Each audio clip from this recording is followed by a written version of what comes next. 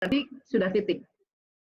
Kalau sudah titik, kita nyambung lagi, orang akan memahami lain dari apa yang kita sampaikan. Volume suara. Volume suara terlalu keras pun rasanya bising ya. Kalau menyampaikan materi terus kayaknya ngomongnya kayak di lapangan gitu. Aduh bising kayaknya kita, padahal materinya bagus banget. Tapi terlalu bisik-bisik juga, terlalu pelan juga ngantuk. Nah, volume suara ini kita atur demikian rupa. Saya biasanya kalau memberikan contoh, go up, go down ini misalnya gini.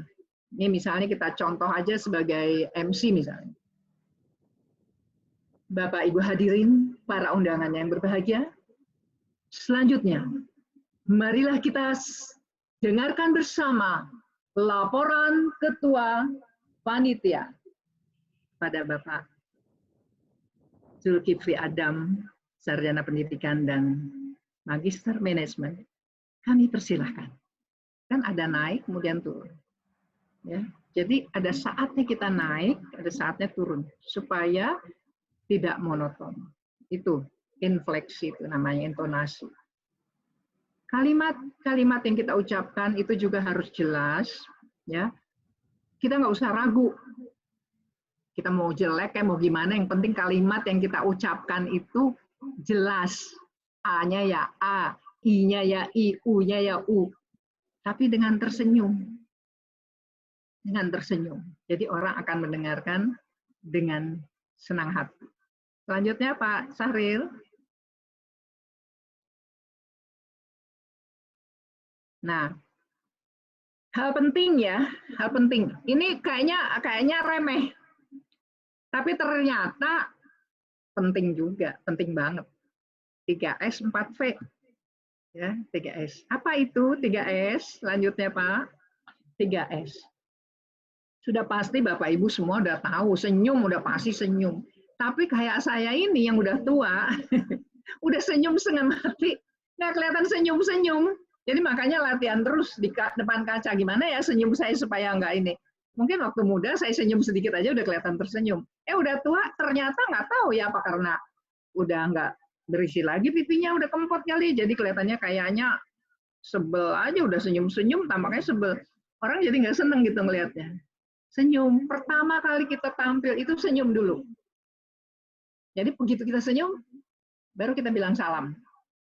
Baru sapa. Kenapa salam dulu baru sapa? Sebagai umat yang beragama, pasti kita salam dulu. Pasti salam dulu, baru sapa. Apa itu salam? Assalamualaikum warahmatullahi wabarakatuh. Kalau kita hanya lingkungan Islam, hanya segitu. Tapi kalau lingkungan kita lebih luas lagi, kita akan tambah. Assalamualaikum warahmatullahi wabarakatuh. Selamat pagi, salam sejahtera untuk kita semua. Kalau sudah levelnya nasional, dipakai semua. Assalamualaikum warahmatullahi wabarakatuh. Selamat pagi, salam sejahtera untuk kita semua. Om Swastiastu, Namo Buddhaya, salam kebajikan. Tuh, salam. Baru kita sapa. Jadi bukan sapa dulu baru salam ya, salam dulu. Kita mau masuk rumah orang juga ketok pintu dulu kan, Assalamualaikum. Kan bukan terus, Bu Evita, Assalamualaikum, kan nggak gitu. Nah, kemudian sapa, baru yang tadi ya, yang terhormat, Ketua Umum, Forum, Pengelola Lembaga Kursus dan Pelatihan, yang kami hormati Bapak Sekretaris Jenderal Forum PLKP, yang kami hormati Bapak Joko Sutrisno, Bapak Sahril, dan seterusnya. Nah, itu kan tadi sapa itu paling banyak yang kami hormatinya 3 dan dikelompokkan. Baru Bapak Ibu hadirin peserta seminar yang berbahagia. Lanjut Pak Sahril. Nah, yang 4V ini apa? Voice, vokal, visual, virtue. Biasanya orang hanya menggunakan 3. Saya nyomot 1 virtue dari siapa itu yang apa? Stephen Covey. Stephen Covey. Saya nyomot dari situ, saya masukin sini. Biasanya secara umum hanya voice, vokal, dan visual. Voice itu kan volume ya, volume suara kita. Vokal itu adalah kualitas dari warna dan kualitas dari suara kita. Itu kan kita harus atur juga. Di public speaking itu ada latihan vokal. Jadi apa keluar suara itu bulat, berkualitas, berbobot. Kalau visual itu ya tampilan-tampilan yang kita tampilkan. Pertama adalah tampilan diri kita sendiri. Ya, tampilan diri kita sendiri, Bapak Ibu sih udah semuanya udah tahu lah. Apalagi dari forum PLKP udah keren-keren lah semua, udah serasi. Nggak usah di ini lagi. Misalnya tampilan ini, yang baru aja diajarin sama Pak siapa kemarin? Pak Lili ya. Pak Lili, kemudian Pak Justinus, terus Pak siapa yang Pak Ode. Ya kan kita dapat ilmu-ilmu itu untuk apa? Membuat tampilan-tampilan ini. Pak siapa yang di Samarinda? Pak Rifki. Nah, kita belajar dengan beliau-beliau untuk tampilan-tampilan slide seperti ini. Jadi slide juga penting. Saya terus terang masih belum ahli, makanya saya bilang sama bapak-bapak saya pengen belajar. Gitu. Nah, yang paling penting justru menurut saya, ya bukan karena saya ngajarin kepribadian, virtue ini. Virtue. Apa itu virtue? Tadi kita katakan ada salam kebajikan. Jadi virtue itu adalah kebajikan. Virtue itu adalah kebajikan. Bisa minta tolong selanjutnya Pak Sahril. Nah ini bisa dilewat ya, bisa dilewat. Dilewat dulu ya. Nah, ini tadi sudah kita bahas ini. Kan? Assalamualaikum, selamat pagi ya. Ini nanti bisa dibaca sama teman-teman.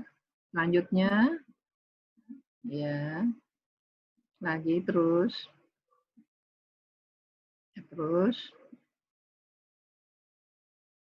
satu lagi Pak, satu lagi. Ya, nah ini. Kemarin kalau nggak salah Pak Sahrial juga membahas mengenai ini. Mirip. Virtue itu adalah kebajikan. Ini penting. Modal untuk kita bisa tampil dengan baik. Karena virtue ini didasari dari dalam. Kalau tadi kita penampilan ya, visual tadi dari luar, kalau virtue itu dari dalam. Bagaimana supaya kita tampil secara sempurna, secara optimal. Apalagi saat ini ya, saat ini kita tampil itu bukan hanya offline, online itu kayaknya nggak gampang juga. Dengan kondisi seperti ini, dengan kondisi COVID-19 ini, banyak banget orang yang ngomel. Nyalain pemerintah mulu. Gimana sih pemerintah gini, kenapa sih PSBB terlalu lama? Apa sih ini? Kenapa sih kok begini? Nah, kemarin Pak Sahrial udah bilang, jangan suka nyalain orang lain. Itu semua tuh datangnya dari dalam diri kita sendiri. Kita susah itu datangnya dari dalam diri kita sendiri.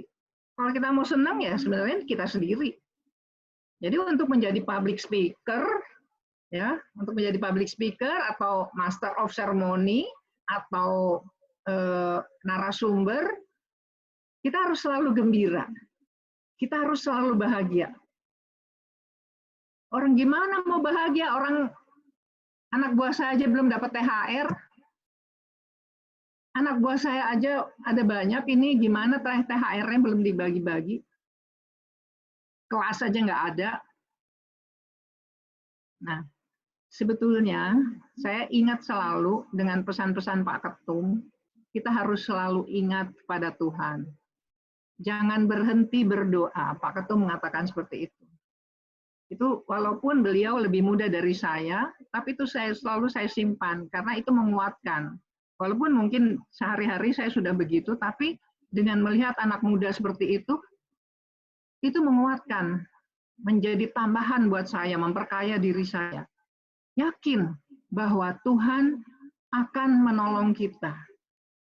Ya, saat ini bukan hanya orang-orang yang kecil saja yang susah, pengusaha-pengusaha besar juga mungkin lagi bingung. Kita lihat Pak Joko Sutrisno, itu kan pengusaha besar. Mungkin beliau bingung, tapi nggak kelihatan bingung. Karena saya yakin beliau menyeimbangkan fungsi-fungsi psikologisnya dengan benar. Dan beliau yakin bahwa Allah akan memberikan jalan. Dengan kita percaya kepada Allah, kita selalu gembira Allah akan memberikan jalan untuk masalah-masalah yang kita hadapi. Di sini kita lihat ada afektif, ada kognitif, ada psikomotor. Terkadang kita terlalu berat kepada afektifnya. Terkadang kita terlalu berat kepada kognitifnya. Apa itu afektif? Ya, mungkin yang lain udah tahu ya, yang bagi yang belum tahu, afektif itu adalah fungsi-fungsi emosi dan perasaan kita yang kita gunakan secara positif. Ya, itu ada di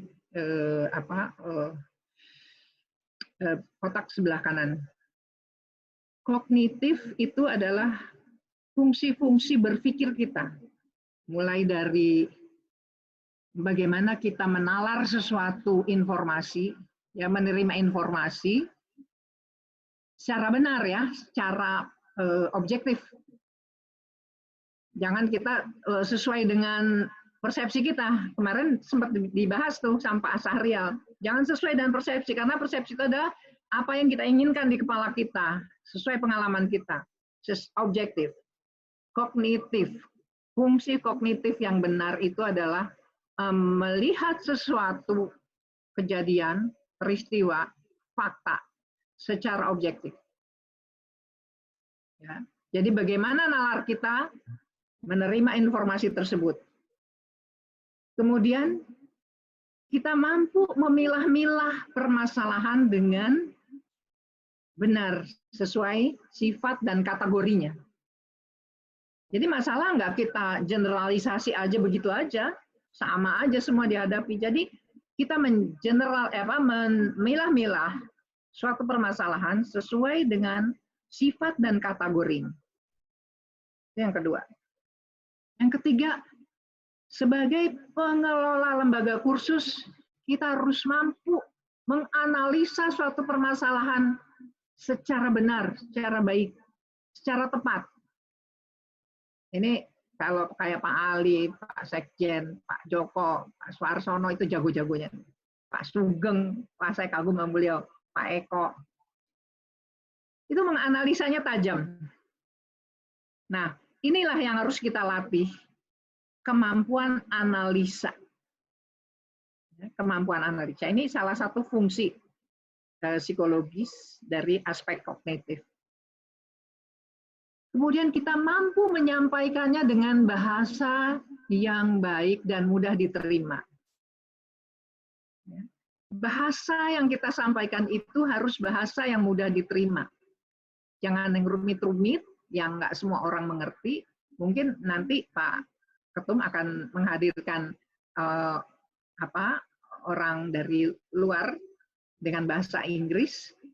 Ya, mungkin kita akan sesuaikan. Tapi kalau audiensnya itu adalah orang Indonesia dan tidak semuanya mengerti dengan istilah-istilah bahasa Inggris, kita sampaikan istilah-istilah itu dengan bahasa Indonesia. Saya rasa kalau kognitif ini sudah masuk ke dalam bahasa Indonesia. Karena di dalam mata pelajaran formal ini sudah banyak dibahas. Ya. Tadi apa? Kemampuan nalar kita menerima informasi secara benar. Yang kedua, kemudian kita mampu memilah-milah masalah secara sesuai dengan sifat dan kategorinya. Yang ketiga, ketajaman kita menganalisa suatu permasalahan. Ya, keempat, bagaimana kita menyampaikan argumentasi kita ya dengan tenang. Kemudian kita mampu memecahkan suatu permasalahan, dengan baik. Ya, jadi kita membuat satu alternatif untuk memecahkan masalah, dan tentunya dengan demikian kita akan mampu mengambil suatu keputusan secara benar dan tepat. Mengapa saya katakan tadi kalau kognitifnya terlalu dominan, biasanya dia akan lebih berat dengan persepsi dirinya. Lebih merasa benar, lebih merasa tahu, karena tidak mengikut sertakan afektifnya. Nah, afektif ini juga yang kita gunakan adalah afeksi yang positif. Jadi kalau kita mengikuti perasaan, enggak, saya nggak bisa, enggak, saya malu, enggak, orang itu nggak baik, orang itu nggak seide sama saya, nggak sepaham dengan saya. Tidak. Afektif ini yang kita gunakan secara positif adalah afektif yang penuh pengertian, penuh kasih sayang, untuk menyeimbangkan fungsi-fungsi dari kognisi kita ini.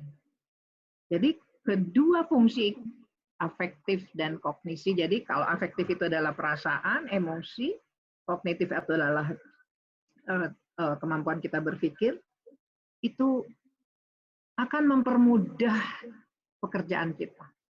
Sehingga ketika kita melakukan suatu tindakan, suatu perbuatan, ini psikomotor maksudnya, itu akan sangat-sangat baik hasilnya. Insya Allah ya, insya Allah. Jadi tidak selamanya kognisi itu juga digunakan secara lebih berat terus baik. Kita harus mengikut sertakan afeksi kita, perasaan, emosi, penuh kasih sayang, penuh pengertian, orang-orang di lingkungan kita, ya. Semua orang ingin dihormati. Semua orang ingin dihargai. Semua orang ingin diakui. Ya. Dari mulai bayi sampai nenek-nenek sampai kakek-kakek, itu semua butuh diakui, dihargai, dihormati, diperhatikan. Jadi ketika kita bicara di depan kelas atau sebagai narasumber, kita hargai mereka. Berikan materi dengan baik, sesuai kebutuhan mereka. Sampai mereka betul-betul paham, sampai mereka betul-betul mengerti dengan apa yang kita sampaikan. Oleh sebab itu tadi saya katakan di aspek kognisi ini ada pemahaman bahasa, ada kemampuan bahasa. Jadi dalam penyampaian dan mesti dalam bahasa-bahasa yang baik. Slide sebelumnya, Pak. Slide sebelumnya. Nah, ini. Di dalam komunikasi itu ada verbal, ada non-verbal. Ini selama dulu saya sering keliling, waktu masih sering diajak keliling sama Kemdikbud, ini sering saya bahas. Mungkin teman-teman masih ingat. Mana yang lebih berperan dari verbal atau non-verbal? Verbal atau non-verbal? Mungkin teman-teman masih ingat. Non-verbal. Berapa persen? Zaman dulu tuh kan bilang 40 banding 60. 30 banding 70. Ternyata penelitian terakhir itu adalah 7% banding 93. Sadari nggak kita? Ya kan? Jadi mau kita nulis kan, kalau verbal itu kan apa yang kita ucapkan, apa yang kita tulis. Mau kita mengucapkan kayak apapun bagusnya kalimat kita, kayak apapun bagusnya materi kita, kayak saya katakan tadi, materinya bagus banget, tapi penyampaiannya nggak bagus, saya ngantuk tidur. Udah, itu tetap saya hidupkan, Zoom-nya tetap saya nyalakan. Bilang, loh, kok saya jadi tidur ya? Ternyata nadanya kurang bagus. ya. Ya, jadi nonverbal ini jauh lebih ini saya lupa siapa yang meneliti ini dari Amerika. Dia katakan intonasi itu lebih berperan daripada kalimat-kalimat yang kita ucapkan. Jadi intonasi itu memperkuat kalimat-kalimat yang kita ucapkan. Nadanya, volumenya, ada juga yang ngomongnya terus keras banget. Aduh, budek jadinya. Ada yang pelan banget, ngantuk. Gitu. Jadi ini 93% pengaruhnya, apalagi sekarang. Udah zaman digital seperti ini. Ya kan? Kayak Pak Sahril bikin tuh belajar dari siapa kemarin dari Pak anu ya,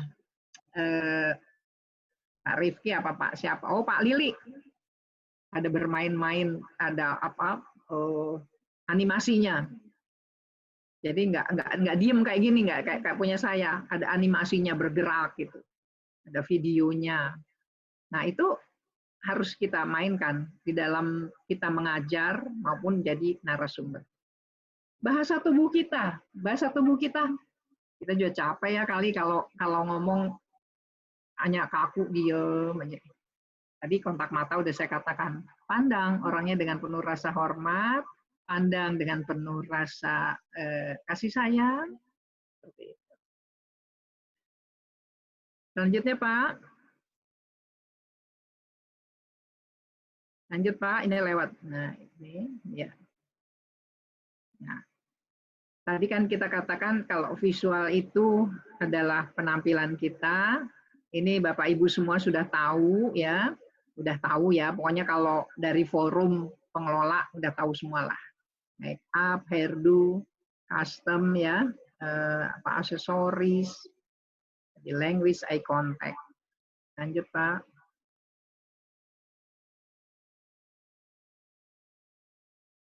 Ya, lanjut Pak. Nah, ini tadi vokal, quality dari suara kita. Saya biasanya melatih dengan ada olah vokal. Jadi suara kita itu tidak akan tersengal-sengal dan bulat. Itu ada latihannya. Jadi ada latihannya untuk supaya suara kita itu bulat, tidak tersengal-sengal, jadi tidak bisa Bapak Ibu hadirin para undangan yang kami hormati, teman-teman seluruh Indonesia yang saya banggakan, nggak seperti itu. Nah, ini ada olah vokalnya. Ya, nanti materinya akan di-share kepada grup nanti. Intonasi, ya voice itu intonasi. Ya, bisa dilewatkan Pak. Voice itu volume tadi ya. Tadi kita bicara volume. Nah, ini tadi sudah kita bahas virtue. Ini ya. Nah, sekarang kita kayaknya tadi ada ya Pak, ada susunan ini setelah ini bukannya. Nah, ini olah vokal, olah pernapasan, itu paling tidak setiap hari kita latih deh, 5 menit aja. Sebenarnya olah pernapasan gampang, tadi ada ibu dari mana tuh bertanya katanya, bagaimana latihan pernapasan olah vokal? Tapi gampang. Nah, di saat-saat COVID-19 ini, itu salah satu yang bisa kita gunakan, kan kemarin ada yang ngajarin katanya tarik nafas melalui hidung. Tahan. Kalau kemarin yang COVID dibilang, coba ketuk-ketuk dadanya, ketuk-ketuk. Kalau misalnya tersengal-sengal, berarti ada sesuatu tuh di paru-parunya. Alhamdulillah nih saya enggak ya. Jadi kalau di saya bilang berarti selama ini saya ngasih pelatihan olah vokal, benar ya. Tarik nafas pelan-pelan. Ya, simpan di diafragma, kemudian lepaskan pelan-pelan melalui mulut.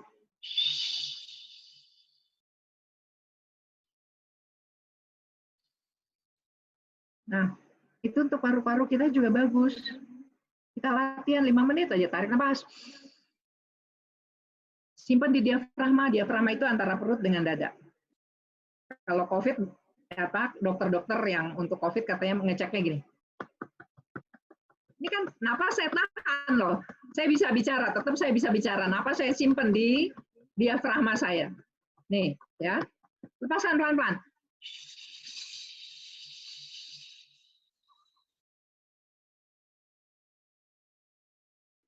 Lagi, tarik nafas. Simpan di diafragma. Lepaskan pelan-pelan.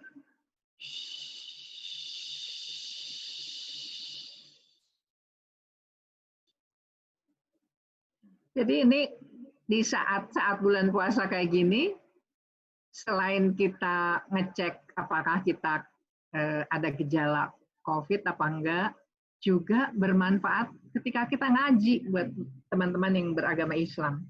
Enak ngajinya, bisa panjang napasnya, nyanyi juga bisa.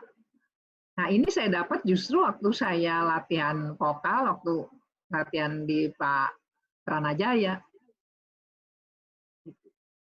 Nah supaya kita nggak keluh lidah kita, ya nggak keluh lidah kita untuk mengucapkan istilah-istilah yang aneh-aneh yang jarang kita gunakan sehari-hari, lidahnya digituin, dilipat, lepaskan, lipat, ditekan, lipat, ditekan. Nah itu diulang berkali-kali. Kemudian ini latihan, ini Ananda Forlin juga tahu kali untuk latihan apa supaya wajahnya tetap kencang katanya.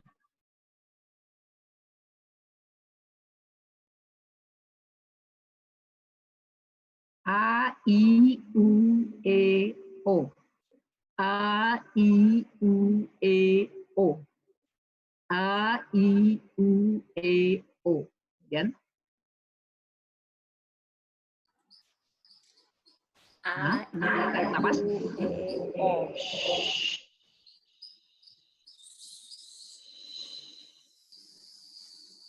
Enak.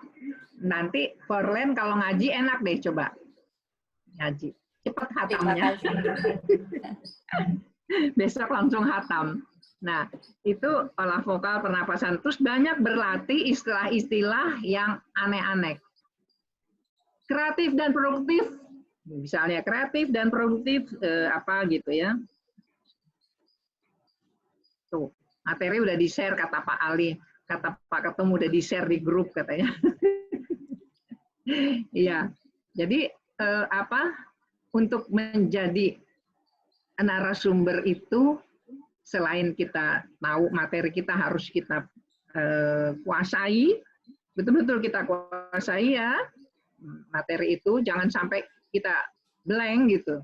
Kemudian penampilan kita, kemudian vokal kita, vokal kita, ya Pak, boleh Pak yang selanjutnya boleh yang tadi, ya boleh Pak Saril. Nah, ini ada beberapa hal yang hendaknya kita hindari dalam public speaking. Ini, ya lanjut Pak. Nah ini nih, saya masih sering mendengar waktu dan tempat kami persilakan. Ini sebaiknya jangan digunakan lagi. Ya karena waktu dan tempat itu tidak bisa bicara Bapak Ibu. Jadi seperti tadi saya katakan misalnya nih saya jadi MC, Pak Sekjen jadi ketua apa kemarin nih. Wah yang luar biasa acaranya, gelar karya. Luar biasa, benar-benar salut deh Pak Sekjen. Hebat. Ya. Bapak Ibu hadirin para undangan yang berbahagia, selanjutnya marilah kita dengarkan bersama laporan Ketua Panitia. Pada Bapak Zulkifli Adam kami persilahkan. Bukan waktu dan tempat kami persilahkan. Enggak. Jadi jangan diulang kalimatnya. Pada Ketua Panitia Pak Zulkifli Adam kami persilahkan. Tidak. Jadi kan Ketua Panitianya sudah disebut. Waktu kita mempersilahkan hanya namanya yang disebut atau jabatannya pada Bapak Sekretaris Jenderal Forum PLKP Bapak Zulkifli Alam kami persilahkan. Ya, jadi jangan waktu dan tempat. Saya pernah diajak, kebetulan lembaga saya memang lembaga pendidikan dan pelatihan public speaking, pernah diajak oleh lembaga bahasa dari Kemdikbud untuk menyusun ini. Waktu dan tempat tidak boleh digunakan. Kemudian apalagi untuk apa? Karena bahasa ya, menggunakan bahasa yang benar.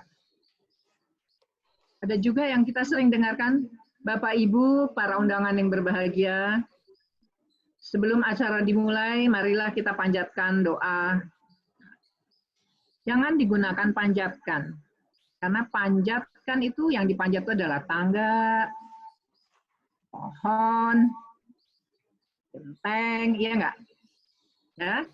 Jadi apa gantinya? Gantinya, Bapak Ibu hadirin para peserta seminar yang kami hormati, agar acara ini berjalan dengan lancar, marilah kita awali dengan pembacaan doa. Ya kan?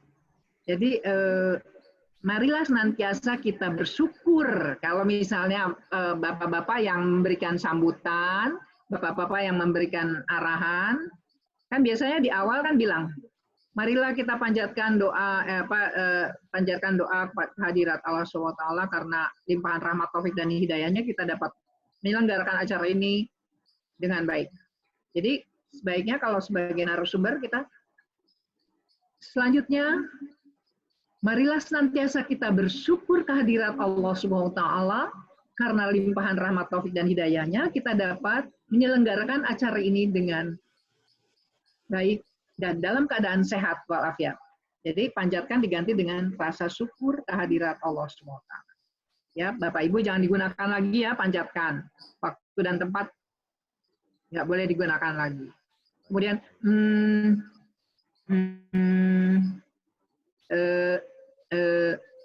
itu hindari.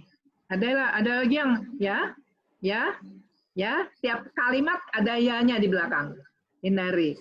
Saya dulu pertama kali jadi narasumber, saya dulu kerja di cabang rumah sakit Karya Bakti yang di Cempaka Putih. Itu bos saya itu kalau nggak salah teman-teman semua kenal deh, almarhum Dr. Subagio. Oh, udah tahun berapa? Akhir 90 ya. Terus saya jadi narasumber tuh saya karena gugup saya ngomong ya, belakangnya ya. Ditegur abis saya dimarahin. Nggak boleh pakai iya, kamu kayak menggurui katanya. Gitu. Nggak boleh pakai iya belakangnya. Ya. Jangan menggunakan kalimat-kalimat atau kata-kata yang sama. Ya, seperti tadi saya katakan apa? Mari kita dengarkan bersama sambutan Ketua Umum Forum PLKP kepada Bapak Haji Ali Badarudin. Kami persilakan. Jadi tidak pada Ketua Umum diulang lagi tidak. Jadi namanya yang kita umumkan adalah jabatannya. Waktu kita persilahkan namanya. Tapi kalau dalam kondisi tertentu ya jabatannya yang disebut. Tapi nggak usah di awal nggak usah sebut jabatannya. Jadi sambutan apa selaku apa di sana. Kita sering mendengar juga kata selanjutnya. Jadi setelah kalimat satu dan kalimat lain selanjutnya gunakanlah arti yang sama dengan kata yang berbeda. Kita itu kaya dengan kata-kata. Indonesia itu kaya. Ini kan di sini ada selanjutnya, berikutnya, setelah ini, setelah itu, kemudian pada tempat berikutnya diakhiri. Ini artinya sebenarnya sama semua. Tapi bagaimana kita menggunakannya? Ya, kita mesti memvariasikan kalimat-kalimat atau kata-kata tersebut dengan baik. Jangan diulang katanya. Mungkin saya rasa akan lebih enak kalau ada pertanyaan ya. Ini chatnya banyak, pertanyaannya banyak kali ya. Materi ini ada apa? Ya Bunda, ada. Oh ini ada yang bertanya. Silakan Bu Forlen dipandu. Ya, di sini dari Ibu Sri Wahyuni, LKP Uni Jakarta Utara. Ibu memanjatkan doa itu sudah ada di KBBI. Apakah betul? Kebetulan. Apa saya langsung menjawab, Bu Forlen? Ya, silakan Bunda. Ya, terima kasih. Terima kasih pertanyaannya. Sebenarnya waktu itu saya ikut menyusun 2 tahun yang lalu dari Pusat Bahasa Kementerian Pendidikan dan Kebudayaan. Mungkin belum dirubah ya Bu ya. Mungkin belum dirubah. Itu yang bertanya siapa ya? Dari LKP Yuni, Jakarta Utara, Bun. Oh iya, ya. Jadi jangan dipanjatkan. Yang dipanjat itu waktu itu kita bahas sama-sama, banyak juga yang membahas waktu itu yang menyusun. Banyak, jadi bukan hanya dari lembaga saya, dari kementerian juga banyak. Jadi sudah disepakati bahwa marilah senantiasa kita bersyukur kehadirat Allah SWT atau Tuhan Yang Maha Esa. Diganti dengan itu Bu Sri Wahyuni. Itu. Jadi memang mungkin belum diganti atau gimana. Itu kami ikut kurang lebih 2 tahun yang lalu untuk menyusun penggantian kalimat tersebut. Iya, Bunda. Bunda, selanjutnya ada lagi pertanyaan dari Bapak Ali Anwar. Apa ada bedanya kami silahkan dan kami persilahkan? Kami silahkan dan kami persilahkan. Apa bedanya? Iya. Bisa langsung dijawab? Ya, silakan Bunda. Ya, Bunda. Ya. Yang benar itu adalah kami silakan, nggak pakai H. Kami silakan. Jadi kami persilahkan, kami persilakan, nggak pakai H. Kalau untuk kementerian-kementerian, biasanya pemerintah menggunakan dipersilakan. Dipersilakan. Saya lebih senang dengan kami persilakan. Tapi kalau untuk kementerian, untuk pemerintah biasanya dipersilakan. Kepada Bapak Haji Ali Badarudin, dipersilakan. Dipersilakan, ya. Gitu. Ya, nggak pakai H. Iya. Tadi juga ada pertanyaan dari Ibu Angelina Gunawan, bagaimana contoh olah vokal? Tadi sudah diperagakan oleh Bunda. Untuk saat ini saya rasa pertanyaannya banyak minta tolong di-share, sudah ya, di-share materinya. Iya. Ya, udah. Tadi Pak Ketum sudah share. Sudah di-share. Ya. Kemudian ada dari Fajar Alpha Center, bagaimana tips untuk meningkatkan kepercayaan diri saat berbicara di depan umum? Nah, mungkin ada rasa grogi atau takut, ya itu. Bagaimana, Bu? Ya. Sama seperti saya, di saat ini saya itu grogi karena di sini banyak senior-senior saya. Baik, Devorlen. Enggak hanya kita yang suka gugup. Saya pernah dengar cerita, katanya menteri-menteri pun kadang-kadang suka gugup. Karena beliau menghadapi berbagai macam audiens yang mungkin kalau audiensnya yang udah biasa dikenal, itu akan lebih mudah, lebih akrab, lebih enak. Kalau yang baru kita kenal, itu kayaknya biasa semua orang akan merasa gugup. Tapi bagaimana cara mengatasinya? Tentunya ini harus bisa kita atasi ya. Nah tadi tarik napas yang panjang, mungkin kita ke belakang panggung dulu atau sebelum berangkat sambil berdoa, tarik napas, lepas terus kita melakukan hubungan yang akrab dengan teman-teman panitia. Jadi kita datang lebih awal daripada tamu-tamu. Kita sudah mengenal tamunya dulu, sehingga kita nggak gugup lagi. Tapi kalau kita datangnya terlambat, pasti kita gugup. Itu biasa ya, semua orang akan mengalami hal yang seperti itu kalau belum dikenal. Oleh sebab itu kita datang lebih awal, latihan pernapasan, kemudian kita yakin bahwa materi itu kita kuasai. Gitu. Dan apalagi kita kalau memang bertemu dengan orang-orang yang lebih senior dari kita merasa khawatir, padahal senior-seniornya senang, kayak saya sama Forlen senang. Saya senang karena Forlen adalah anak muda yang energik, yang aktif. Yang anak muda lagi itu Pak Sekjen itu seusia anak saya, luar biasa itu. Itu luar biasa anak dayang itu. Itu Pak Muslim ketawa tuh Pak Muslim. Ya, ini Pak Muslim dari Pekanbaru ingin langsung bicara langsung, silakan Pak Muslim. Silakan Pak Muslim. Halo Pak Muslim. Ya. Kuat kali Pak Muslim. Mana sampadehnya? Webita. Iya Pak. Jadi gini Bu, kalau tadi masalah senyum, salam dan sapa itu, kalau kami di daerah Melayu ini, biasanya malah terbalik-balik Bu, antara 3S itu tidak senyum, salam Kurang dan jelas, sapa. Pak. Halo Bu, halo gimana? Udah jelas Pak, jelas. Ya. Jadi kalau kami di Melayu ini, orang Melayu ini kan setiap acara apapun, pertemuan itu dimulai dengan pantun dulu. Jadi ini sudah menjadi standar keprotokolan dari Pemda maupun yang lain.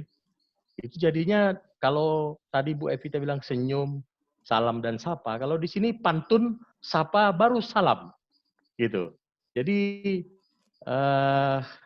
sebagai contoh kan begitu acara dimulai, mereka langsung bangun tidur di pagi hari, berkokok merdu suara ayam. Jika nanti berjumpa lagi, sapalah dengan Assalamualaikum. Nah, seperti itu baru yang kami hormati Bapak Gubernur ini. Jadi terbalik, tapi memang khasanahnya ditambahin pantun dulu, sehingga terbalik tidak sesuai dengan senyum, salam, sapa itu gimana kira-kira, Bu Evita? Oh iya, bisa dijawab Pak Devorle langsung. Silakan.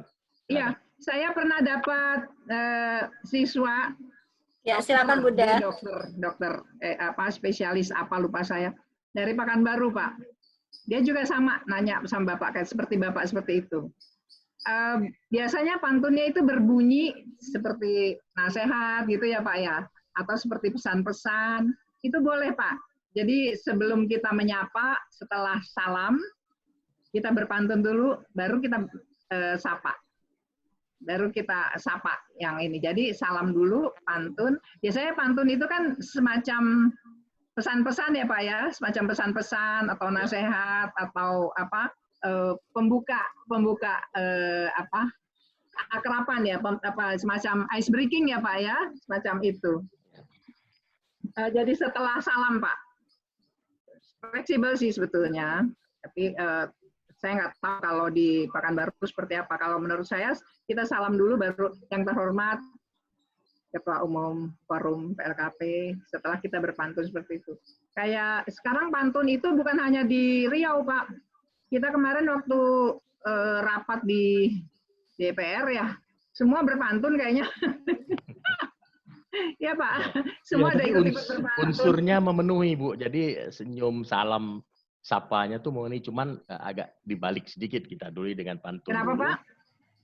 Unsur senyum, salam, sapanya memenuhi Bu, tapi standar yang tadi Ibu sebutkan tuh bahwa senyum dulu, kemudian salam, setelah itu baru sapa gitu kan. Kalau ini enggak, dia senyum, pantun, sapa dulu, baru salam-salam gitu. Jadi yang terhormatnya itu sudah yang proses ketiga, Bu. Jadi mesti dimasukkan ya, Pak ya? Mesti dimasukin pantun. Pantun itu mesti masuk di dalam salam, Pak. Iya. Sama dengan kalau di Jawa Barat tuh kan ada ini kan ucapan yang standar juga gitu kan, yang rampes gitu kan, yang jawabannya gitu kan, adanya kan seperti itu, Bu. Jadi mungkin gini, Pak.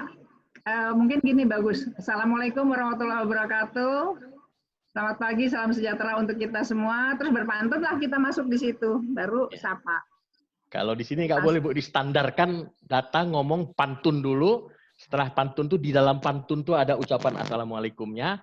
Setelah itu baru yang terhormat gitu loh. Iya. Jadi ada standarnya ya Pak ya. Iya gitu Bu. Ya, ada tapi standarnya. unsurnya tetap memenuhi senyum salam sapanya. Ya. Mungkin ada kebiasaan atau budaya tersendiri di Pekanbaru. Budaya ya, kalau beda budaya di Sumatera. Ya, budaya seperti itu ya kita maklumi. Ya. Terima kasih Pak Muslim. Terima kasih Pak Muslim. Pengayaan kita juga. Bunda, ini pertanyaan semakin banyak. Langsung saya sampaikan 3 pertanyaan dulu ya Bun di sesi ini. Yang pertama dari Ibu Mia. Ibu, untuk kemampuan public speaking itu berkaitan dengan tipe kepribadian seseorang kah? Kemudian pertanyaan kedua, dari Ibu Eri Kusmayanti, bagaimana cara mengatasi pada saat kita blank atau lupa materi yang disampaikan waktu presentasi atau berbicara di depan umum? Terkadang kita tiba-tiba lupa apa yang kita sampaikan sambil mengingat lagi. Nah, ini bagaimana cara mengatasi? Jadi pada saat berbicara blank gitu. Kemudian ada lagi pertanyaan dari Ibu Ira Saptari. Bagaimana menghilangkan atau ya, karena itu sudah terbiasa hari-harinya gitu loh. Jadi pada saat public speaking gimana? Karena sudah terbiasa dengan ucapan itu. Ya, saya persilakan untuk Bunda. Ya, terima kasih Forlen. Ya, baik. Tadi pertanyaan pertama, apakah berkaitan dengan kepribadian seorang, kemampuan public speaking? Sebetulnya kemampuan public speaking ini bisa dipelajari, Bu. Ya, bukan karena dia senang tampil terus pinter berbicara di depan umum, bisa dipelajari. Siswa saya banyak sekali yang pemalu, ya. Bahkan ada dia udah jadi deputy di salah satu bank bank BUMN di sini di Indonesia. Itu udah jadi deputi tapi nggak berani ngomong. Dia bilang dia padahal banyak gagasan, banyak ini, pemalu. Nah itu pelajari terus. Ya lama-lama bisa. Cuman 2 hari. Karena saya suruh ulang lagi sampai betul-betul dia merasa yakin seperti itu. Jadi nggak tergantung dengan kepribadian.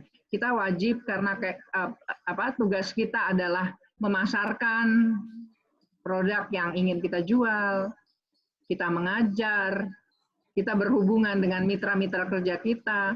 Kalau kita malu-malu terus, nanti usaha kita malahan nggak maju-maju di situ-situ aja. Jadi nggak berkaitan dengan kepribadian, Bu. Coba berani. Kemarin udah dimotivasi sama Pak Saryal. Yang kedua, berani untuk berubah ya, Bun? Hah? Berani untuk berubah. Berani untuk berubah. Itu udah modelnya sekarang begitu, Forlen. Ya, Bunda. Change, and change. Jadi udah kita ya yang pertama change, yang kedua change, yang ketiga ya change. Terus yang kedua tadi apa? Bagaimana mengatasi kegugupan? Ya, dan sering lupa pada saat menyampaikan presentasi. Kadang lupa, tiba-tiba lupa apa yang mau disampaikan. Ya, baik. Sebelum kita menyampaikan satu materi, kita harus betul-betul paham ya, harus betul-betul memang menguasai materi tersebut. Jadi kita harus baca berulang-ulang sampai betul-betul kita sendiri juga ngelotok gitu. Jadi nggak ada blanknya. Kalau perlu latihan di depan kaca. Diulang-ulang lagi, jangan malu sama diri sendiri. Saya dulu latihan juga kayak begitu awalnya. Sampai saya ambil dulu masih zamannya pakai kaset atau apa itu, ambil speaker aktif gitu. Terus saya pasang, terus saya latihan di depan anak-anak saya. Yang malu justru anak saya, bukan saya yang malu. Si mama katanya. Apaan sih mama latihan kayak gitu? Nggak dengerin, liatin ya mama kalau salah. Gitu. Jadi Bunda, maksudnya mungkin maaf Bunda, maksudnya mungkin kalau sudah terpaksa terjadi gitu loh Bun. Bagaimana supaya tidak terlihat atau tidak kelihatan kalau kita sedang lupa? Ya, kita harus pegang kepean. Jadi apa yang ingin kita sampaikan itu sudah ada poin-poinnya ya, Bu. Tulis dengan kertas-kertas ukuran A4 yang dipotong jadi 4 atau A5, itu kita udah ketik di situ, kita sudah tahu di mana kita lupa.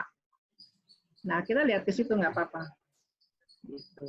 Jadi kita ngelihat, nggak selalu kita harus sesuai dengan pikiran kita saja, kita nggak ngelihat catatan, boleh kita lihat catatan. Orang-orang top juga pada pegang catatan kok. Walaupun beliau mungkin lihatnya juga cuma sebentar-sebentar. Nah, kita bisa lakukan itu. Supaya kita nggak lupa. Itu penting. Catatan itu perlu kita pegang. Nggak mungkin 100% semua kita ingat. Jadi untuk mengatasinya, kita bisa mengatakan, mohon maaf gitu ya. Jadi kan kadang-kadang kita ada gitu kan. Itu kalau kita lupa, mungkin akan keluar. sebaiknya jangan sampai keluar kayak gitu. Catatan itu penting, Forlen. Iya, Bun. Jadi ya dari Ibu Ira Saptari tadi bagaimana menghilangkan nya biar sudah terbiasa, yang sudah terbiasa itu loh, Bun. Jadi cara menghilangkannya bagaimana? Ya. Jangan ini apa, jangan ragu belajar lah, jangan ragu latihan, jangan ragu latihan. Terus berlatih, jangan sampai keluar. Kita pernah punya menteri, padahal pinter banget ya menterinya, juga kan. Padahal kalau hari-hari ngomongnya nggak kayak gitu. Padahal menterinya pinter banget gitu. Gitu. Mungkin dia trauma ngeliatin kamera bisa jadi. Nah itu bisa dilatih. Coba kita latih apa yang ingin kita sampaikan, kita latih lagi di depan kaca. Insya Allah bisa, Bu. Insya Allah bisa. Yakin bahwa bisa gitu. Latihan ya, Bu ya. Ya. Baik Bunda, ada lagi dari Bapak Toto Harsono yang menanyakan, tadi sepertinya sudah terjawab dari pertanyaan yang sama, bagaimana mengatasi blank. Wah, ternyata nih ada beberapa yang sering ngeblank nih di lapangan. Nah, di sini juga ada pertanyaan yang sama dari Pak Toto Harsono. Bagaimana cara menyampaikan orang-orang pada saat presentasi, ada orang yang suka iseng mengganggu presentasi kita. Nah, untuk mengembalikan alur presentasi seperti semula itu kadang jadi blank. Ya, Bunda. Jadi, pada saat kita presentasi, halo Bunda, kedengaran? Pada saat kita presentasi, ini dari Bapak Toto Harsono, pada saat presentasi ada orang yang iseng mengganggu presentasi kita, yang bagaimana cara mengembalikan alur presentasi seperti semula. Jadi gara-gara digangguin orang iseng pada saat presentasi kita mungkin langsung ujung tangan atau memutus pembicaraan, bisa jadi seperti itu, yang ada ya orang-orang yang suka iseng seperti itu, sehingga kita blank, kita lupa gitu. Bagaimana mengembalikan lagi materi yang semula yang harus kita jelaskan gitu. Lucu ya. Lucu juga. Kok berani ya. Gitu ya. Orang yang mengganggu itu berani banget gitu. Jadi orang yang lagi ngasih materi, harusnya kan secara etiket nggak boleh ya. Boleh gitu secara etiket. Jadi dia nggak boleh main nyelonong aja. Memotong pembicaraan. Mau apa, nggak boleh kan, maju ke depan. Itu juga mungkin panitianya yang salah nih. Kenapa kok bisa lolos kayak gitu. Iya. Jadi kalau misalnya sampai terjadi seperti itu, terus kita nunduk aja, terima kasih gitu. Silakan duduk Pak. Baru kita kembali. Mohon maaf tadi sampai di mana ya gitu. Iya, maksudnya seperti itu. Iya, maksudnya seperti itu. Jadi blank. Kita bertanya kepada audiens, nggak apa-apa. Kan ada orang tiba-tiba datang salaman gitu, ganggu kita. Sebenarnya di sini yang salah bukan siapa-siapa, sebenarnya kan ya panitianya harus punya penjagaan ketat, harus ada tim protokol yang menjaga narasumber itu tidak ada yang masuk nyelonong mengganggu gitu. Kemudian memang kalau itu sampai terjadi, kita bilang mohon maaf Bapak Ibu, saya jadi lupa tadi udah sampai di mana saya bicaranya. Oh iya, oke gitu. Baru kita lanjutkan. Iya. Itu Pak Toto yang bertanya ya. Iya, Bu. Kemudian ada lagi, banyak Bun, pertanyaannya banyak sekali, ini semakin banyak, semakin siang semakin banyak. Silakan. Ya, karena ini berkaitan dengan pekerjaan kita hari-hari ya Bun, jadi ini sangat bagus sekali materi hari ini. Dari LKP Anissa, Ibu Istini, Ibu bagaimana mengatasi bila di tengah bicara kita lupa mengucapkan sesuatu yang harusnya disampaikan. Contoh, lupa mengucapkan titel. Jadi ada pejabat di sana, tapi kita mengucapkan namanya saja, tapi lupa menyebutkan titel. Bagaimana, Bun? Apakah harus dilanjutkan atau kita mengulang kembali atau seperti apa, Bun? Nah, saya langsung jawab ya. Iya, Bunda. Oleh sebab itu, kita tidak selamanya hafal dengan titel seseorang. Oleh sebab itu kita harus punya catatan, ya harus itu kita pegang sehingga tidak salah membaca. Kalau misalnya kita udah terlanjur, masih ada kesempatan, maksudnya kita udah terlanjur. Yang terhormat Bapak Ali Badarudin, mohon maaf maksud saya, yang terhormat Dr. Andes Haji Ali Badarudin, sarjana hukum, magister hukum, gitu. Jadi mohon maaf. Jadi kita ulang mohon maaf. Jadi kita mohon maaf, tapi kan kalau misalnya saat itu juga sadarnya, tapi kalau udah lewat ya udah mau gimana. Oleh sebab itu sebelum kita naik ke atas podium, kita harus pegang itu nama, nggak usah kita ya, menteri-menteri juga dia pegang kok nama seseorang gitu. Tadi siapa itu namanya ketua panitianya, detailnya apa, dikasih catatan sama ketua panitia seperti itu. Gitu. Gimana? Oke, ya. Di sini ada lagi dari Ibu Nurjana. Izin bertanya Bu, ini dari Nurjana LKP Tusi Salon.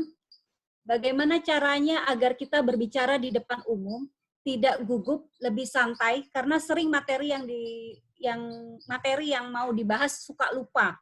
Tadi sudah ya sepertinya dijawab. Gimana Bu bisa lupa? Saking bercanda kali tadinya ya. Habis ketemu teman-teman bercanda jadi lupa mau ngasih apa ya tadi, ilmunya terlalu banyak mungkin. Ilmunya Ibu terlalu banyak mungkin. Jadi lupa mau ngasih apa. Mungkin ada kecantikan, ada public speaking, ada otomotif kayak gitu. Tapi kalau biasanya kalau kita sudah biasa memberikan materi tersebut, insya Allah nggak lupa. Jadi kita jangan sekali-sekali menerima tawaran untuk menyampaikan materi yang kita tidak kuasai. Gitu ya. Kemarin saya juga ragu untuk memberikan materi public speaking ini karena saya pikir apakah dibutuhkan Pak Zul, Pak Sekjen? Dibutuhkan Bu, dibutuhkan, kita semua pengajar, Pak Joko Strisno juga gitu, dibutuhkan Bu. Soalnya ini kan lagi hangat-hangatnya bicara masalah digital gitu. Jadi lagi senang belajar digital gitu. Marketing digital semuanya kayak gitu. Jadi saya pikir ini nggak terlalu penting gitu. Jadi saya ragu juga kemarin. Jadi kita harus menyampaikan sesuatu materi yang memang betul dibutuhkan orang dan kita kuasai seperti itu. Ya, Bunda. Jangan sekali-sekali kita terima materi yang kita belum kuasai. Ya. Nah, itu aja sih kuncinya. Bunda, semakin siang semakin banyak pertanyaannya, Bunda. Gak apa-apa, siap ya, dilanjutkan. Ini ada lagi dari ini ada pertanyaan nih, ada Pak Sahril katanya penyebutan yang terhormat dan yang kami hormati bedanya apa? Oh iya.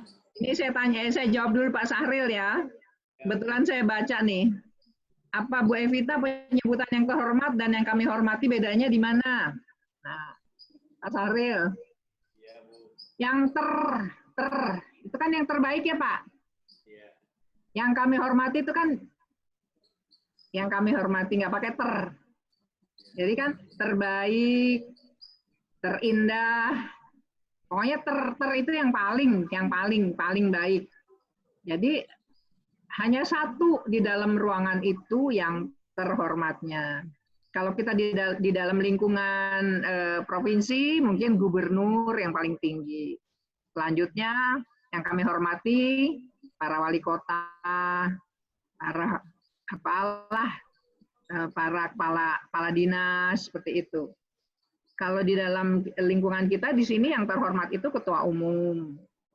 Yang kami hormatinya itu baru pengurus-pengurus lainnya, baru menyebut yang lain, yang terakhir baru Bapak Ibu, para pengurus dan anggota forum PLKP yang saya banggakan. Ini hanya 3 yang kami hormati. Gitu Pak Sahril. Silakan Pak Sahril ngomong. Kadang-kadang begini Bu. Pak Sahril ngomong. Kadang-kadang dalam suatu acara, misalnya acaranya di BP PAUD Dikmas misalnya. Kurang keras Pak. Oke, baik saya ganti speaker. Baik Bu Evita. Kurang keras ya. Iya Bu Evita. Apa volume dari saya ya? Bu Evita, suara saya jelas ya? Begini Bu, kadang-kadang kan dalam suatu acara, misalnya contohnya di BP PAUD Dikmas, Ya. itu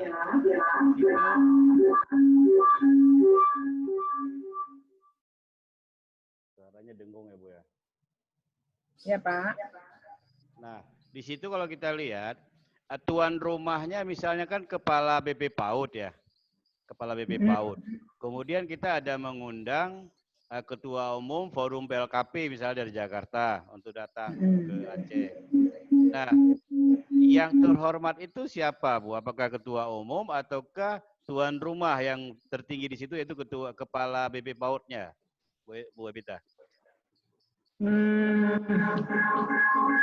Ini organisasinya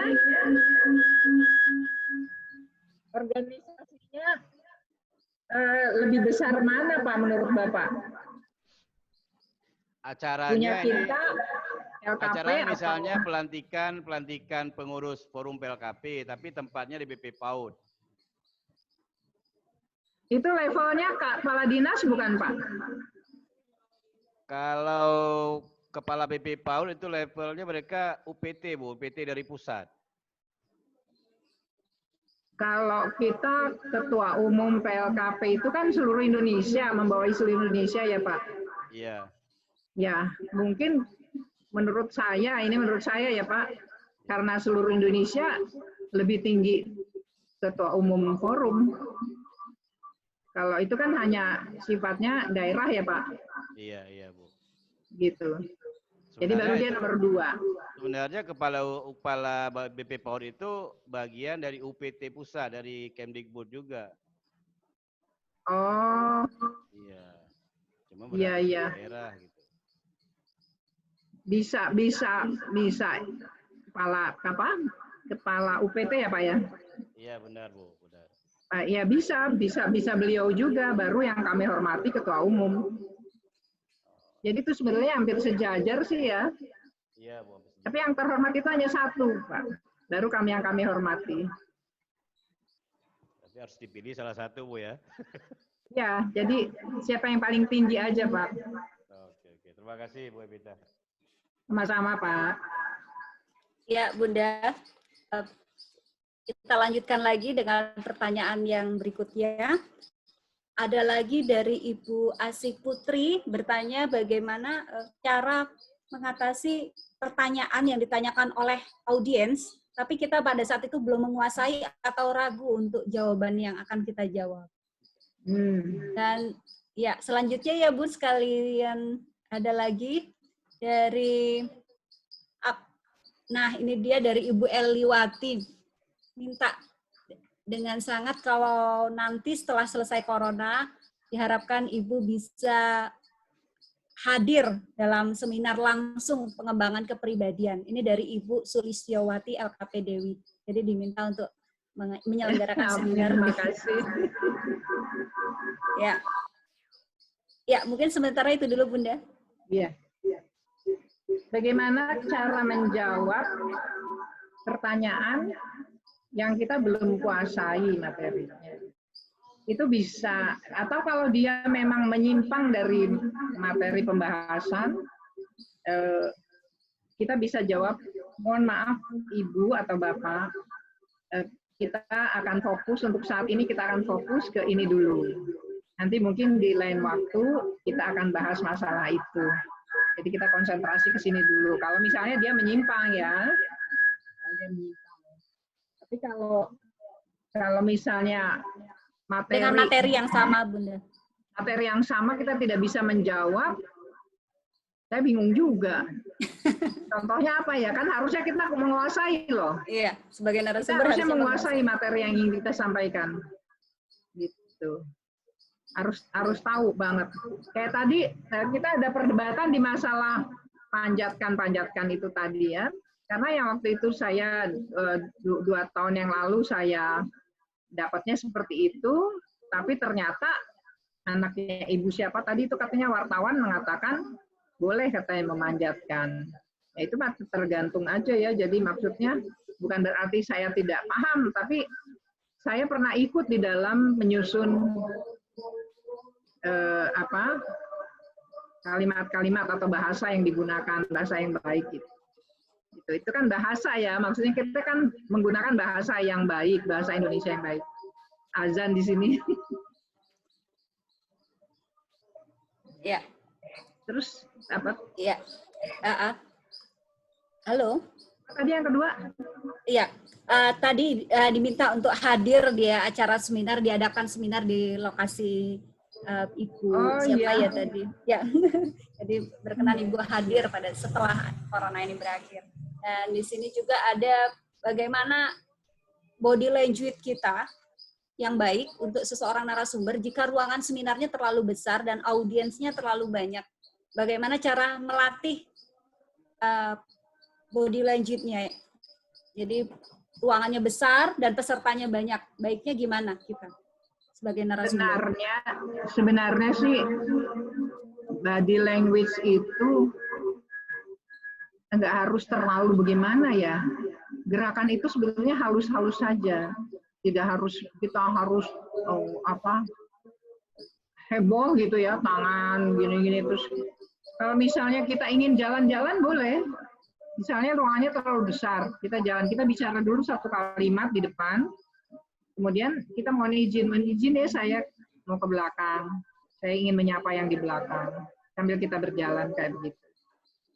Jadi jangan kita terpaku hanya di depan saja, karena mungkin kasihan ya yang di belakang ingin juga bertatap lebih dekat gitu, bertatap muka lebih dekat.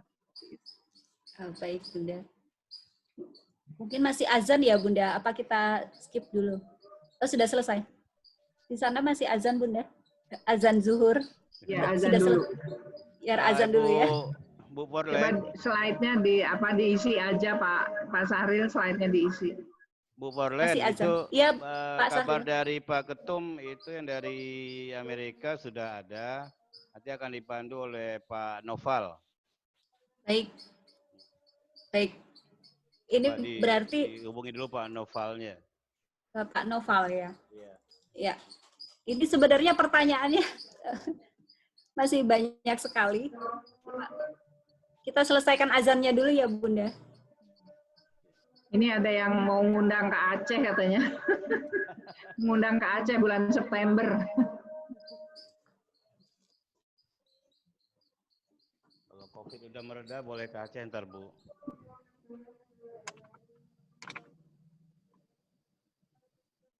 Ya.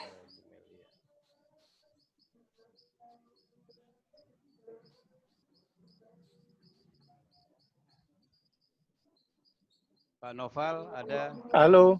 Ya, baik. Assalamualaikum. Ibu Evita, Ibu, bagaimana Pak Sahril untuk materi hari ini? Masih ada mungkin ada beberapa pertanyaan, mungkin minta waktu 5 menit atau masih bisa Pak Sahril? Silakan Bu, 5 menit lagi Bu. Gimana Bu Evita? Ya, kita jawab pertanyaan teman-teman di sini. Dengan senang hati. Ya. Biar semuanya puas ya. Ini mungkin mohon maaf nanti untuk teman-teman yang belum bisa dibacakan pertanyaan yang lain, nanti mungkin bisa dijawab via WA Group ya Bunda ya, karena ini banyak sekali pertanyaannya dan waktu terbatas. Kemudian ada lagi pertanyaan dari Bapak Imam Alpha Center, bagaimana tips mengatasi audiensi yang tidak memperhatikan dengan kita saat kita menyampaikan? Jadi kita sebagai narasumber tapi audiensnya cuek, ada yang main handphone, ada yang ngobrol sendiri, itu seperti apa cara mengatasinya Bunda? Ya, kami persilakan untuk Bunda Evita. Pengalaman saya,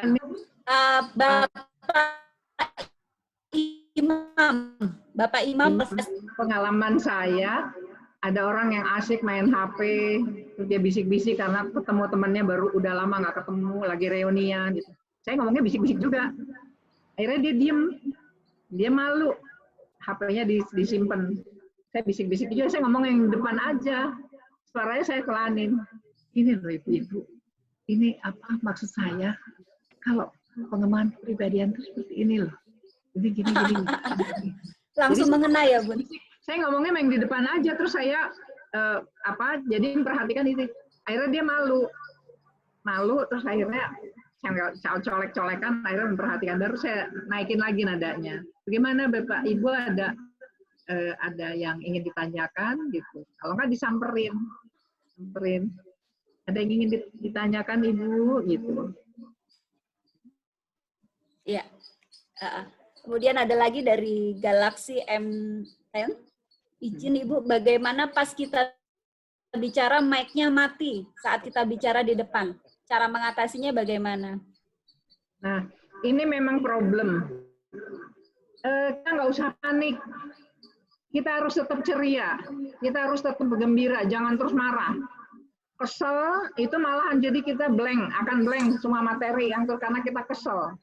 Ya, jadi yang nyeting sesuatu itu adalah di kepala kita sendiri, kognisi kita dan afeksi kita. Oleh sebab itu, ini emang harus terjadi, memang sudah terjadi, mau diapain? Jadi kita harus bilang, mohon maaf ibu-ibu, ini mikrofonnya mati, kita teruskan dulu atau diperbaiki dulu. Teruskan, suara saya cukup keras, cukup bisa diterima.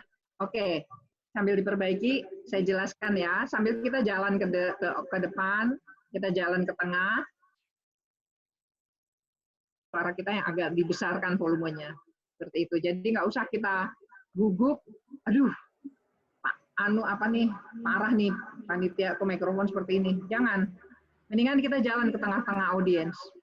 Seperti itu. Kita tetap riang gembira, tetap menyatu dengan audiens. Seperti itu.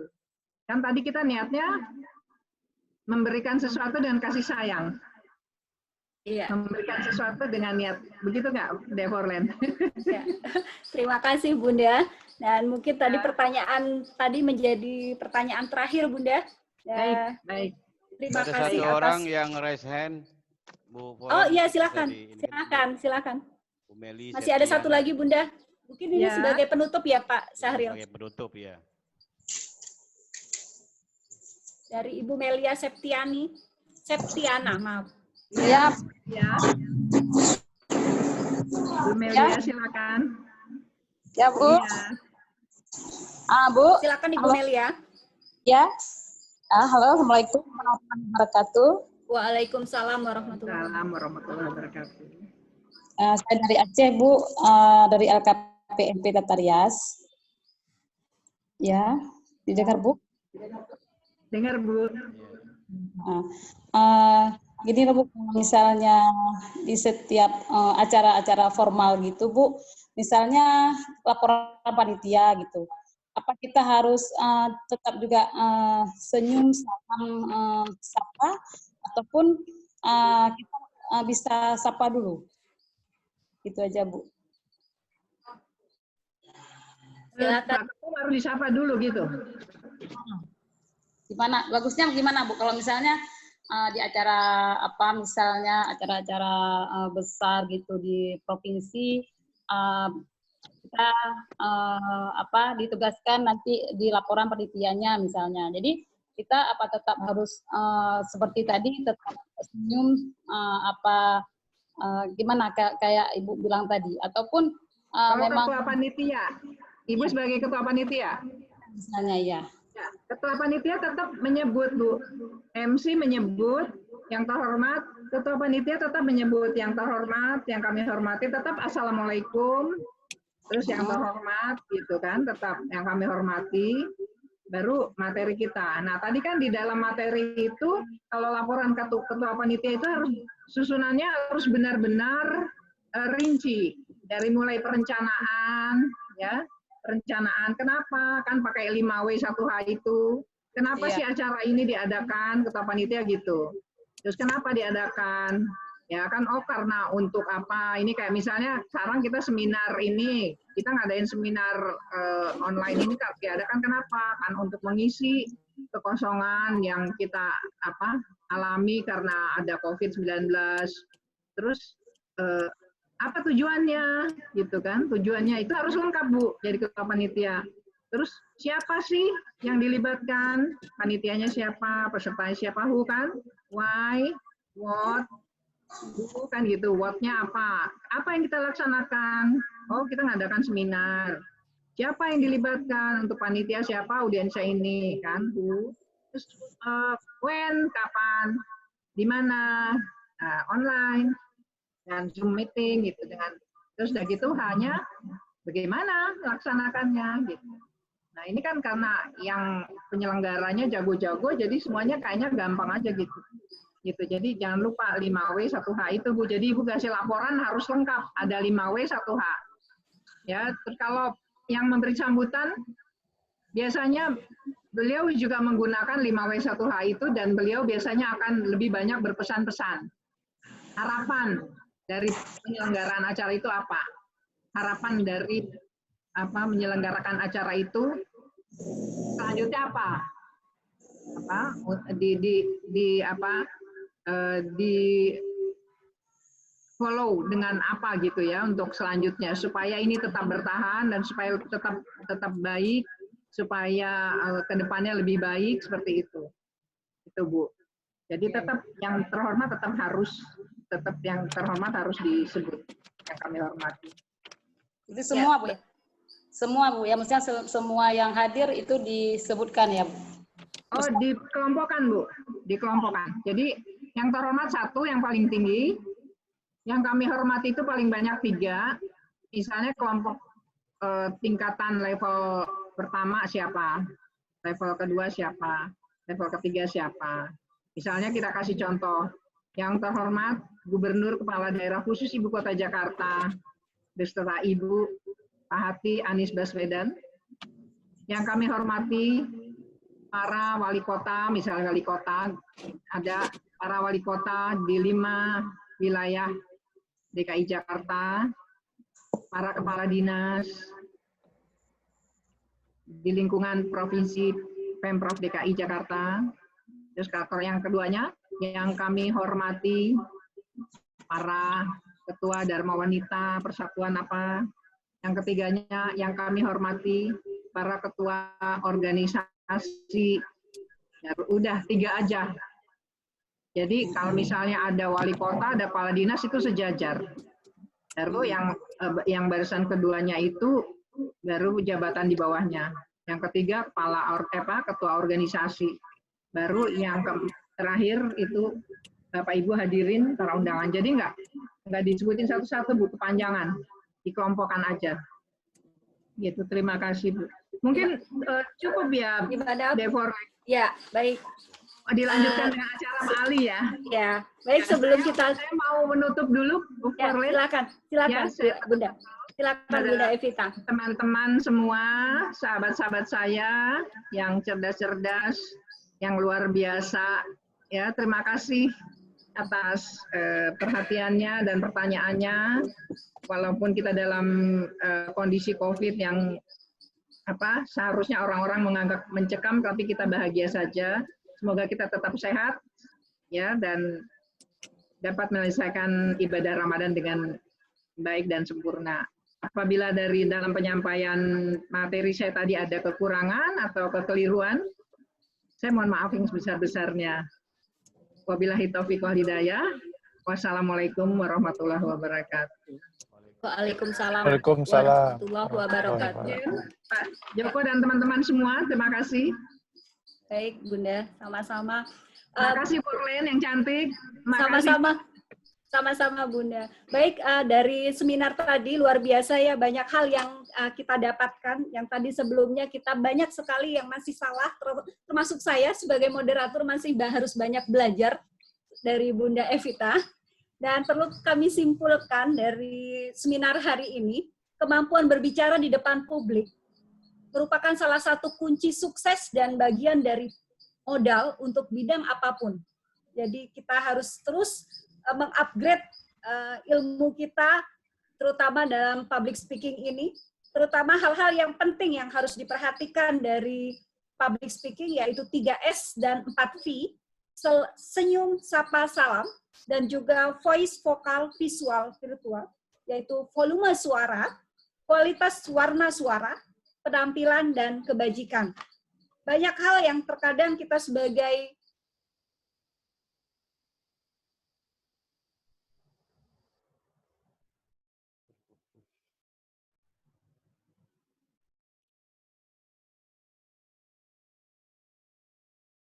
semua sudah terjawab siang ini. Terima kasih Bunda Evita yang sangat luar biasa, yang sangat saya kagumi sejak dulu. Terima kasih banyak.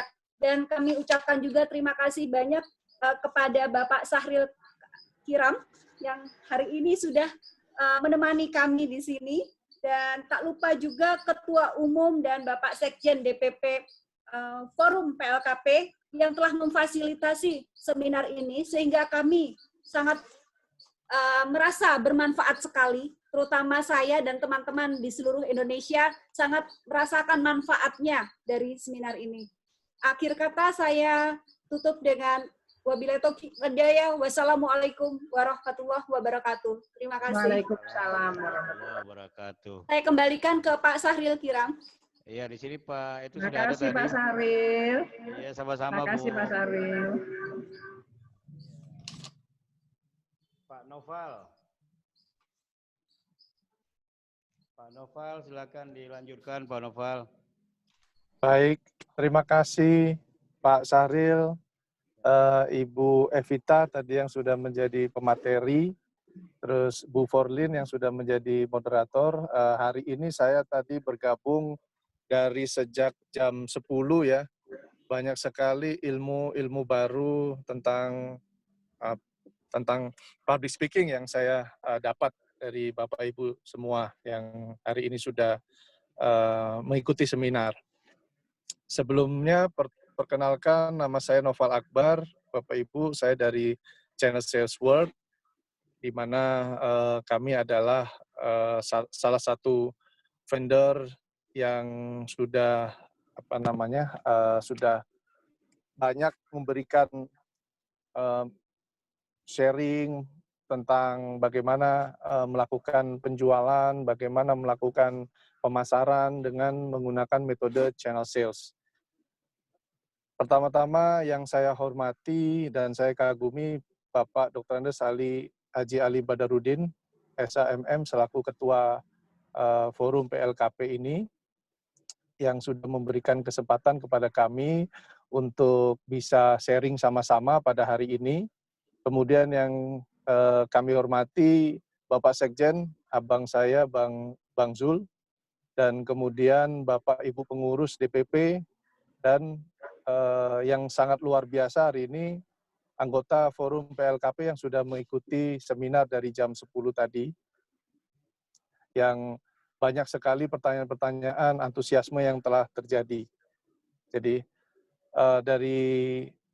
dari saya sendiri mengucapkan terima kasih sekali lagi atas kesempatan yang telah diberikan.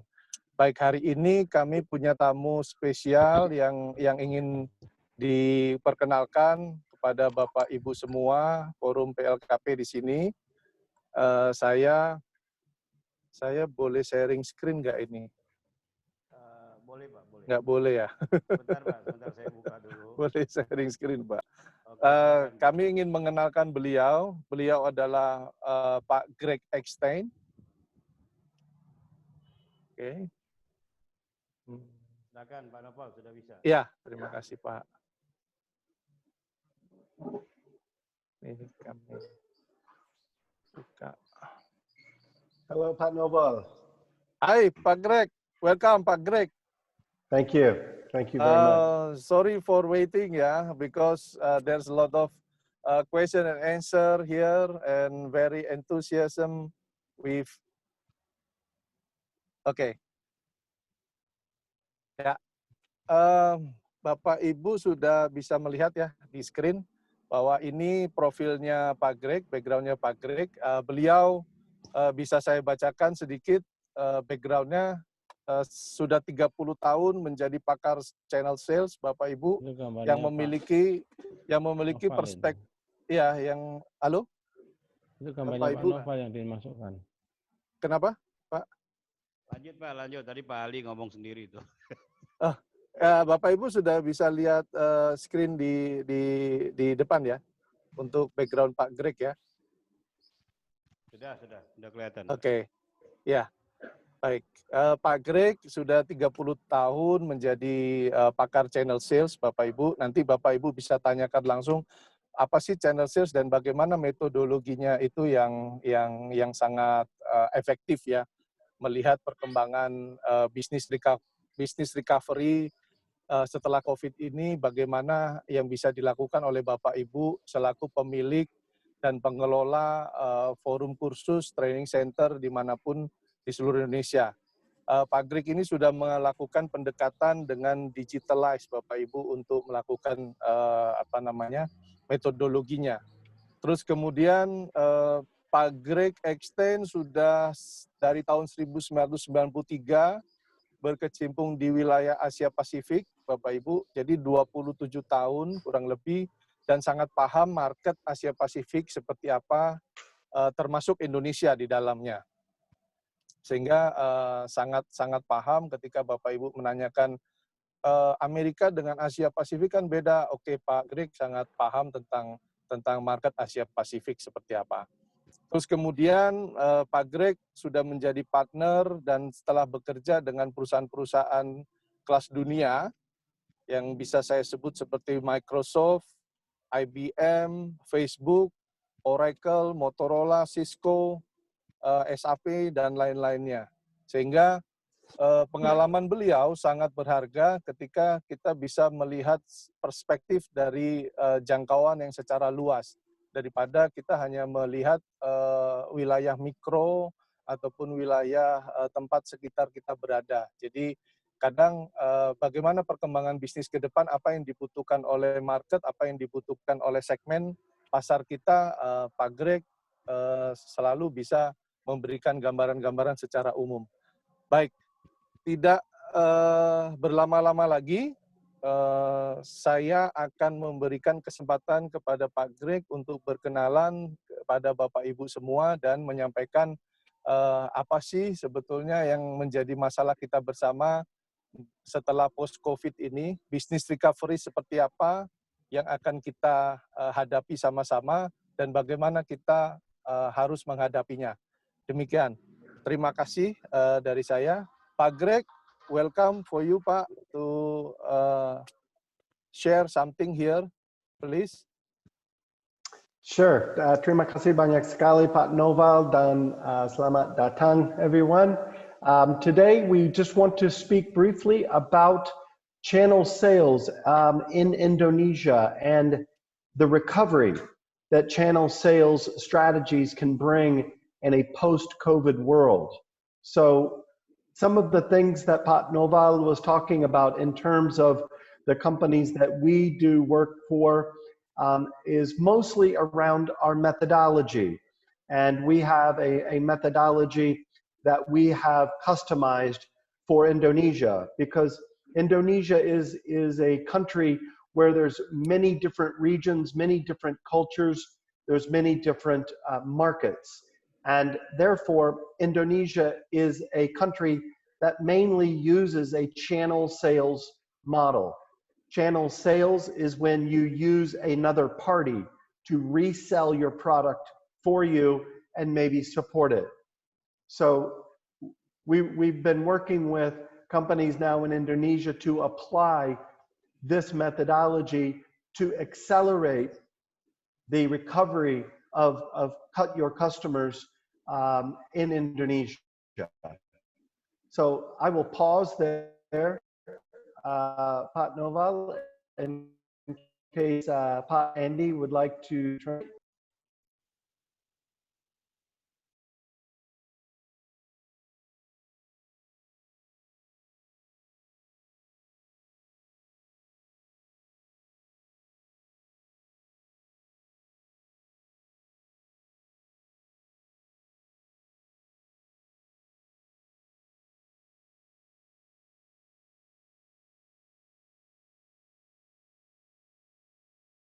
Untuk ke level Indonesia sehingga lebih bisa mudah dipahami oleh lokal, kemudian bisa diimplementasi dengan baik ke depannya. Karena bagaimanapun juga metodologi ini sebetulnya sudah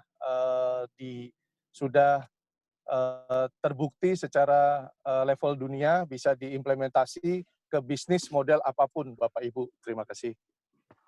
Oke, next, Pak Greg. Okay. Pat Noval, would you like me to talk about the, I think you've already explained our company and our customers who we work with, should I spend a couple of minutes talking about the 6 key performance areas of the methodology? Yes, please, Pak. 6 Sure. key performance area of channel sales methodology, right? Yes. Yeah. Okay. Yes. Okay. Please, Pak. Yes, I would like to share 6 very important, what we call key performance areas, which make up our methodology. So in a post-COVID world, when you go to market through a channel sales model, there are 6 very important steps that you need to be able to analyze and define.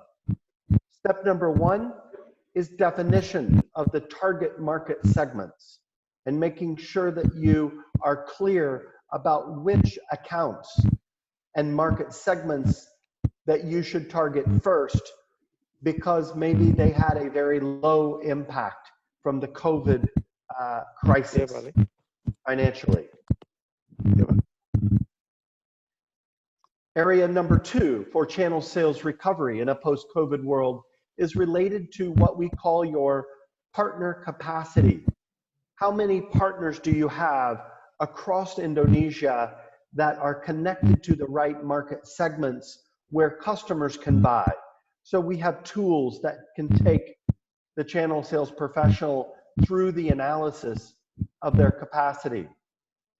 Number 3 key performance area is about partner enablement or partner training. So it's very important that the enablement after this COVID crisis is over of your channel sales is done professionally and done properly so they can quickly sell and get to market.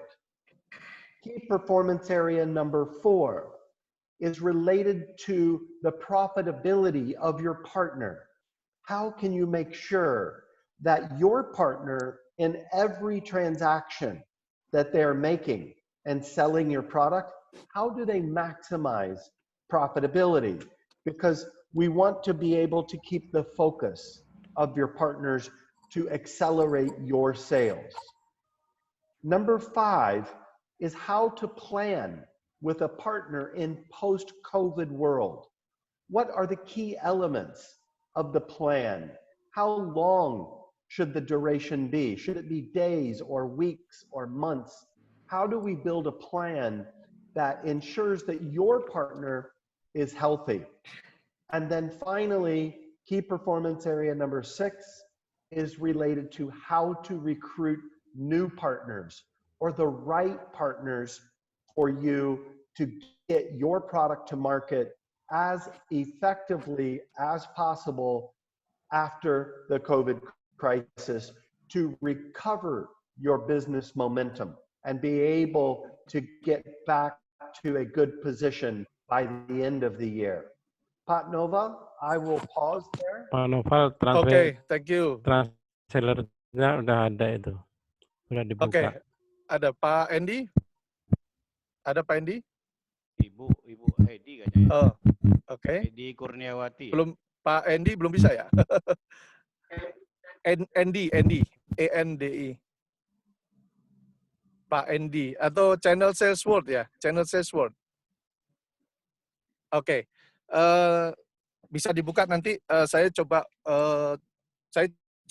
translate apa yang tadi disampaikan oleh Pak Greg. Ya, sudah saya buka. Oh ya, oke. Pak Andy, welcome Pak. Oke. Ini translatornya Pak Greg nih. Halo, selamat siang Pak. Ya, jadi saya translate langsung. Ya. Jadi di sini bagaimana menyalurkan penjualan di Indonesia dan juga pemulihan, strategi pemulihan after COVID.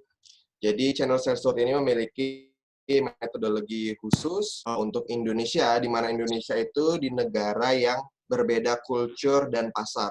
Jadi di Indonesia itu terutama menggunakan model saluran penjualan atau channel sales. Jadi Indonesia kebanyakan perusahaan di Indonesia memakai pihak lain untuk resell, menjual kembali. Dan juga yang Pak Greg jelaskan ada metodologi kunci dari Channel Sales World. Yang pertama itu definisi segmen target pasar, yaitu gimana cara kita untuk menargetkan pasar kita agar tepat dan efektif. Yang kedua itu partner capacity, yaitu berapa banyak partner kita yang kita miliki di Indonesia dan memiliki kapasitas untuk mendekati klien. Yang ketiga adalah partner enablement, yaitu kita memiliki partner training sehingga mereka bisa menjual dengan cepat produk kita ke pasar. Dan yang keempat itu partner profitability, yaitu gimana kita memastikan partner kita mendapatkan keuntungan yang semaksimal mungkin. Dan yang kelima itu adalah partner planning, yaitu gimana kita menjual produk kita, bagaimana cara membangun rencana, ada di kunci yang itu. Dan yang keenam adalah cara merekrut partner atau partner recruitment. Jadi bagaimana cara kita merekrut mitra yang tepat agar produk kita masuk ke pasar secara efektif. Gitu Pak semuanya. Thank you. Baik. Yes. Pak Greg, welcome. Yes, terima kasih Pak Andi. Oke, ya, Novel.